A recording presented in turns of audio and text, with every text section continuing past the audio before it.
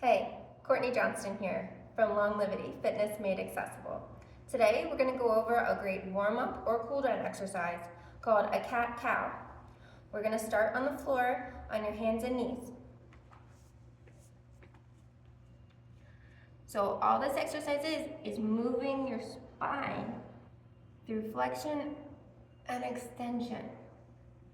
You want to think about each vertebrae moving. So you want to go slow and really try to push your back up and down, getting as much range of motion through that you can. I hope this feels as good for you as it does for me.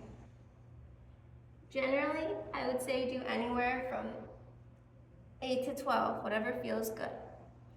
We're going to do another 3. 1, 2, and 3.